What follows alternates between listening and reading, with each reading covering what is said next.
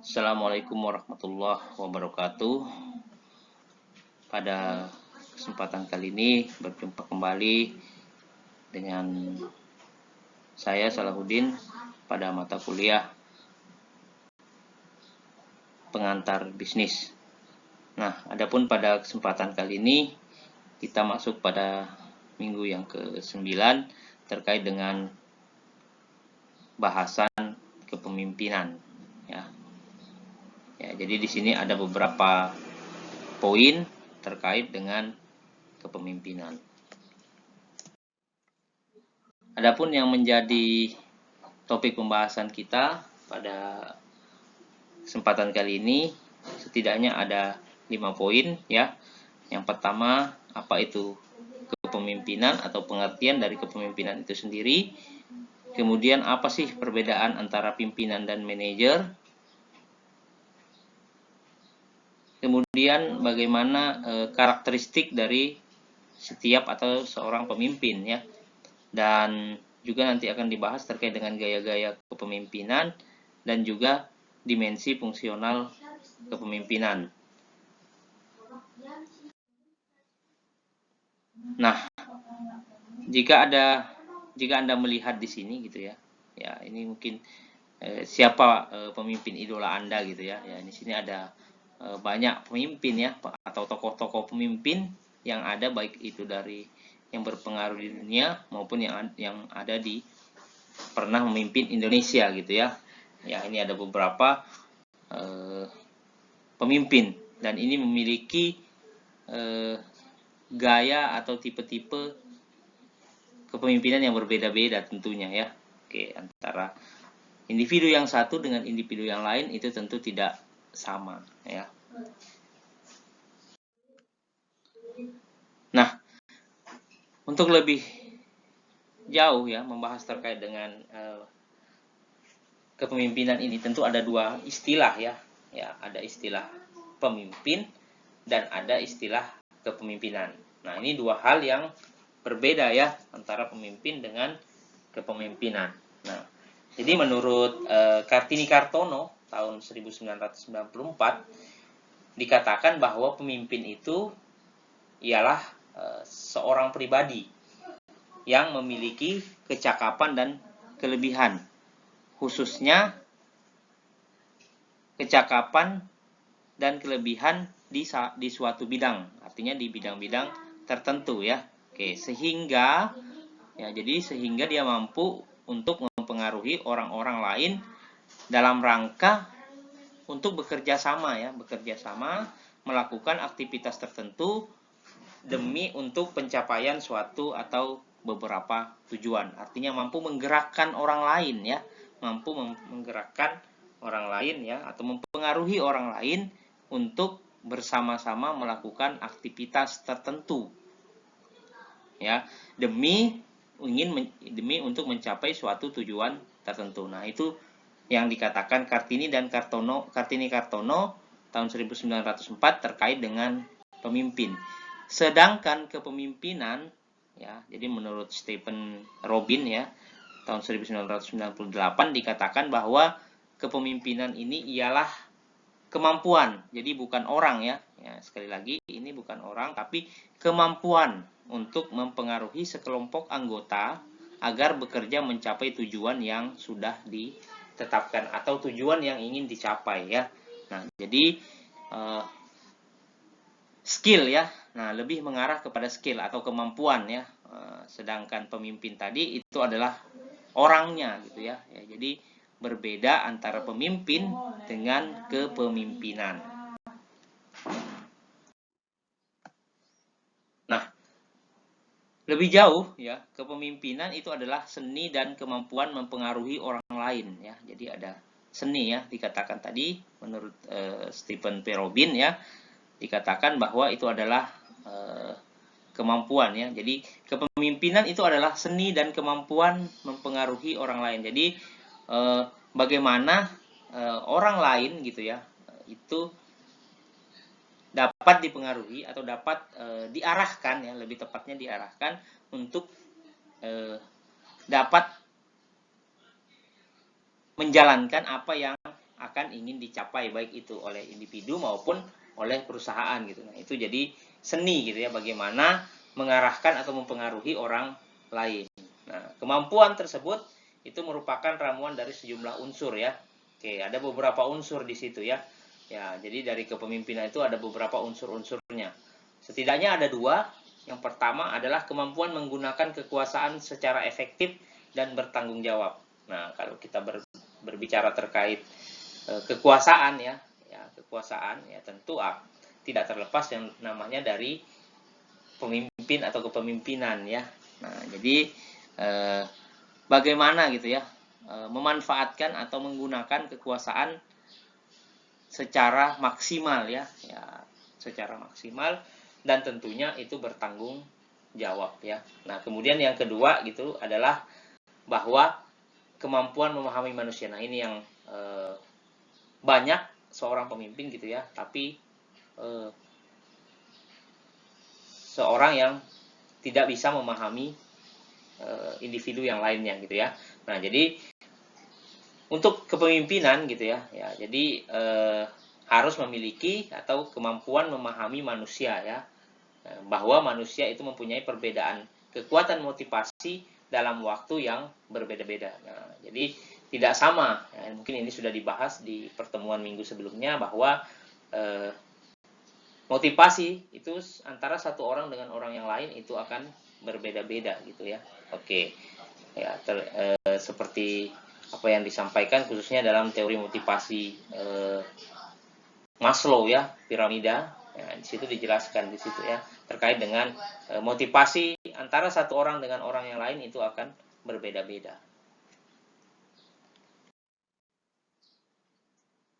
Nah, jadi kepemimpinan juga harus mampu menggali dari inspirasi atau ide-ide bawahan ya. Nah, jadi kemudian juga kemampuan menciptakan dan membangkitkan iklim dan situasi yang kondusif agar para pegawai atau para karyawan itu mampu memberikan kreativitas dan juga kemampuan terbaiknya untuk tentunya untuk mencapai tujuan yang diharapkan atau tujuan organisasi yang diinginkan ya. Ya, jadi disampaikan di sini menurut Ralph M. Stockdale ya, bahwa kepemimpinan itu terkait dengan adanya keterlibatan sejumlah orang ya. Jadi pasti gitu ya, itu akan beberapa orang yang akan terlibat gitu ya.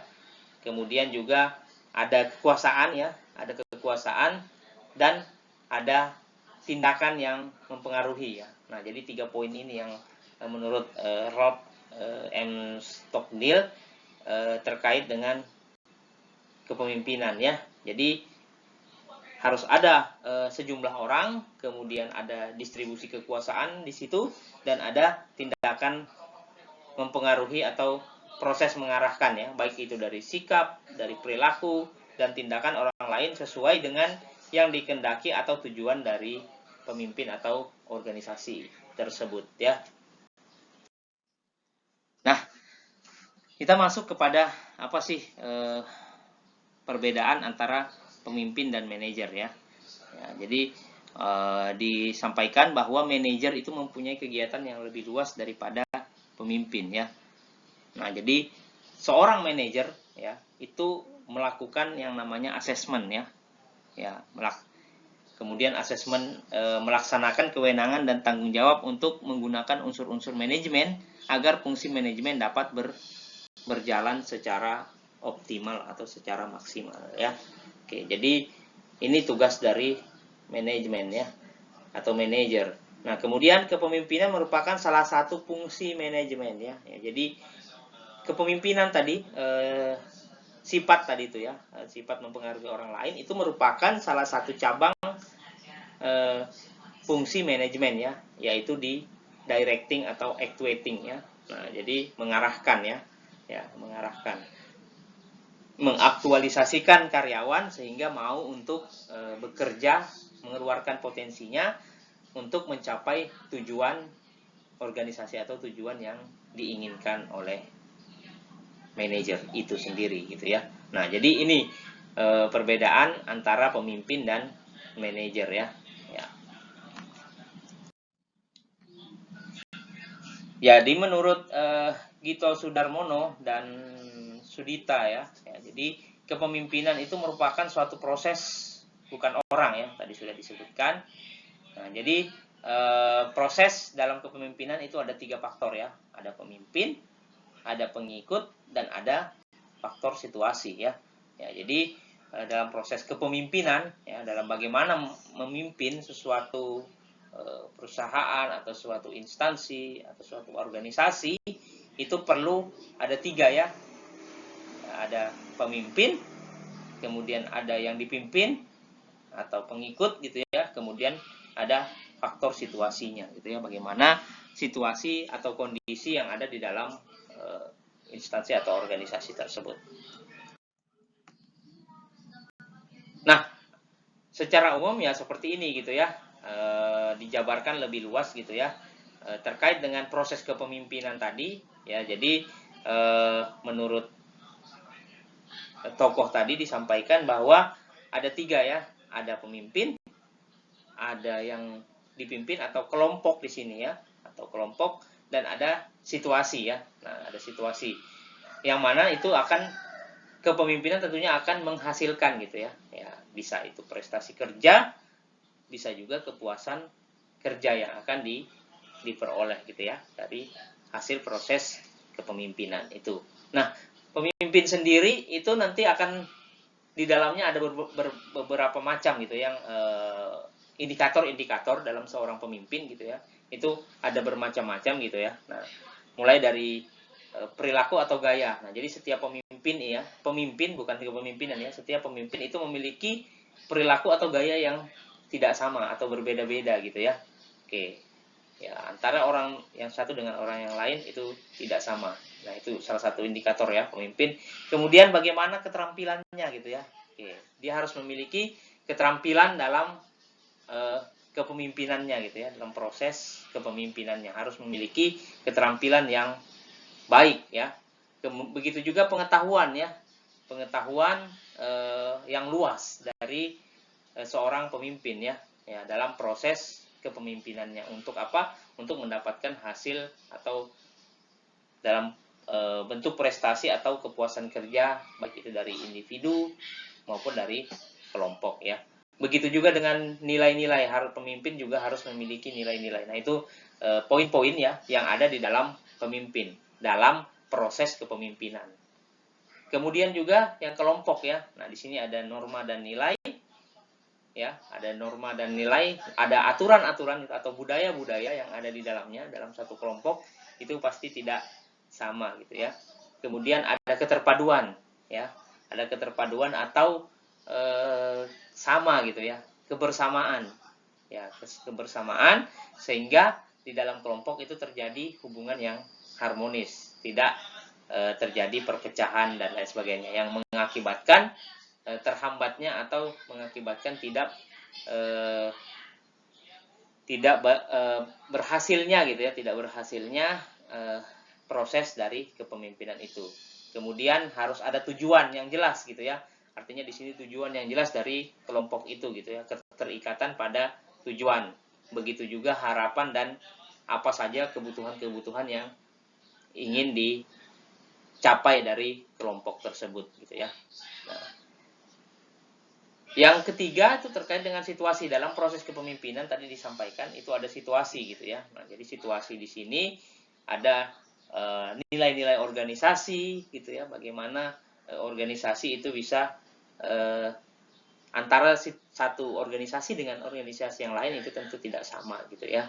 Kemudian faktor eksternal seperti teknologi ya, penggunaan teknologi itu juga sangat mempengaruhi gitu ya proses dari kepemimpinan gitu ya, sehingga untuk mendapatkan hasil yang baik atau hasil yang maksimal gitu ya, atau kepuasan yang ingin dicapai oleh karyawan. Jadi penggunaan teknologi ini berpengaruh. Jadi situasinya ya juga akan berbeda-beda.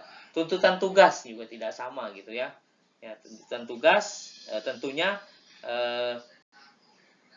mengarahkan misalnya gitu ya, tugas-tugas tertentu atau misalnya dengan banyak karyawan gitu ya, dengan banyak pegawai itu akan beda proses kepemimpinannya dengan yang sedikit pegawainya gitu ya. Nah, di situ itu akan terlihat gitu ya hasilnya seperti apa dalam proses kepemimpinan. Bagaimana seorang pemimpin tadi memiliki keterampilan dan pengetahuan gitu ya, dan juga ditopang oleh gaya apa dan nilai-nilai apa yang harus dimiliki oleh seorang pemimpin gitu ya.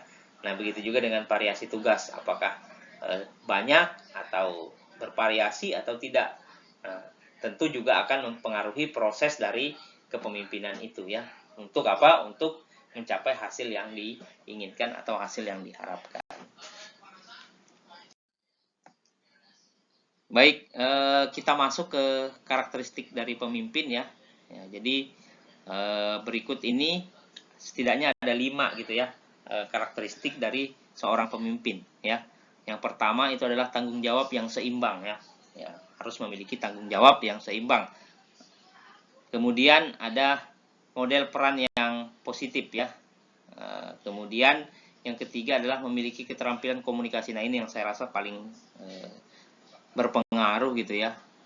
Harus berpengaruh, yaitu karakteristik dari seorang pemimpin itu adalah memiliki keterampilan dan komunikasi yang baik. Nah, tanpa keterampilan dan komunikasi yang baik, tentu yang dipimpin itu akan sulit untuk menerima apa yang diarahkan atau apa yang diinginkan dari seorang pemimpin gitu ya. Kemudian juga memiliki pengaruh yang positif dan mempunyai kemampuan untuk meyakinkan orang lain ya. Oke. Nah, berikut ini beberapa gaya-gaya kepemimpinan gitu ya.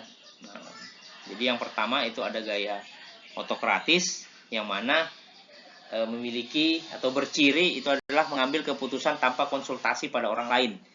Jadi mengharapkan kepatuhan orang lain melaksanakan kebijakan yang sudah ditetapkannya. Artinya di sini otokratis. Punya gaya gitu ya yang tidak melibatkan orang lain, hanya dirinya sendiri untuk dan mengharapkan orang lain untuk mematuhi apa yang dikehendakinya gitu ya. Nah, ini gaya kepemimpinan otokratis ya. Oke. Nah, kemudian ada demokratis ya. Nah, ini kalau demokratis ini kebalikan dari otokratis gitu ya.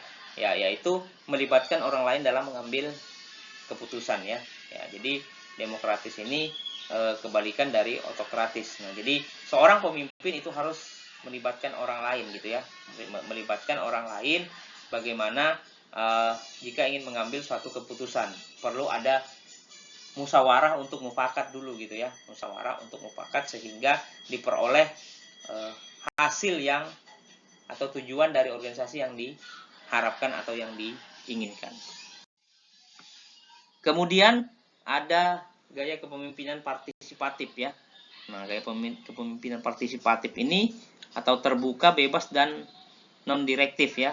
Yang artinya di sini memiliki ciri-ciri sedikit memegang kendali dalam proses pengambilan keputusan ya. Artinya semua diserahkan gitu ya, tidak terlalu banyak mengambil proses kebutuhan. Berbeda tadi dengan otokratik gitu ya. Nah, jadi kemudian menyajikan informasi tentang suatu masalah dan memberikan kesempatan pada anggota tim mengembangkan strategi pemecahan masalah. Jadi lebih menekankan kepada para anggota ya, para karyawan atau para pekerja gitu ya, atau stakeholder dalam memecahkan pemecahan masalah gitu ya, dalam strategi pemecahan masalah. Nah, ini partisipatif ya. Oke. Kemudian ada lagi gaya kepemimpinan yang berorientasi pada tujuan gitu ya. Nah, jadi ciri-cirinya ini fokus pada tujuan yang ada, kemudian bersifat kaku ya, artinya kaku, tidak fleksibel ya, tidak fleksibel karena hanya pada tujuannya saja gitu, atau pada visi dan misi dari organisasi yang dipimpinnya tersebut gitu ya. Nah, pembahasan strategi itu hanya untuk masalah yang dapat menghasilkan kontribusi nyata dan dapat diukur gitu ya. Jadi itu tadi yang mengakibatkan dia bersifat kaku ya. Kemudian ada gaya kepemimpinan situasional ya. Nah, jadi situasional ini cirinya adalah menerapkan kepemimpinan berdasarkan pertimbangan faktor-faktor yang ada. ya. Jadi seperti pemimpin, pengikut, dan juga situasinya gitu ya, situasi dan kondisi. Nah, ini gaya kepemimpinan situasional ya. Kemudian ada gaya kepemimpinan visioner ya. Ya, jadi kepemimpinan ini merupakan kemampuan ya, kemampuan untuk menciptakan dan mengartikulasikan suatu visi yang realistis, dapat dipercaya, atraktif dengan masa depan bagi suatu organisasi atau unit organisasi yang terus tumbuh dan meningkat. Jadi ke depan gitu ya, ke depan gitu ya, bagaimana dia mengartikulasikan ya dengan realistis gitu ya, sehingga dapat dipercaya gitu ya. Nah, jadi ini poin dari kepemimpinan, dari ciri dari kepemimpinan visioner ya. Baik, berikutnya kita beralih kepada dimensi fungsional kepemimpinan. Di sini ada setidaknya ada 2 ya. Ada fungsi tugas dan fungsi pemeliharaan ya. Ya, jadi fungsi tugas di sini adalah menciptakan kegiatan, mencari informasi, memberi pendapat, menjelaskan, mengkoordinasikan, meringkaskan, menguji kelayakan, mengevaluasi, mendiagnosis, dan seterusnya. Jadi ini masuk ke dalam terkait dengan yang ada dalam juga fungsi-fungsi manajemen ya. Oke, jadi ada juga terkaitannya juga dengan fungsi-fungsi manajemen. Itu tugasnya gitu ya. Nah, dari dimensi fungsional kepemimpinan.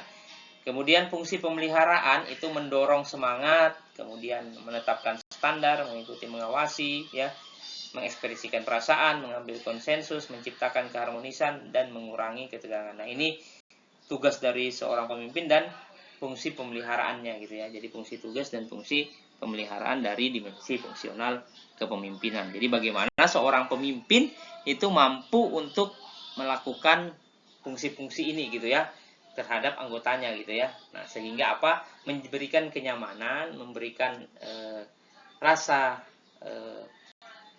percaya diri, dan juga memotivasi karyawan gitu ya. Baik dari tugas maupun dari sisi pemeliharaan gitu ya.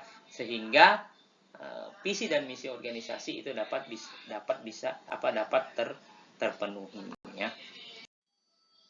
Baik, mungkin itu terkait dengan penjelasan dari pertemuan kita kali ini terkait dengan kepemimpinan ya. Oke, mungkin itu saja yang dapat saya sampaikan, kurang lebihnya mohon maaf. Saya akhiri, billahi taufiq wal hidayah. Wassalamualaikum warahmatullahi wabarakatuh.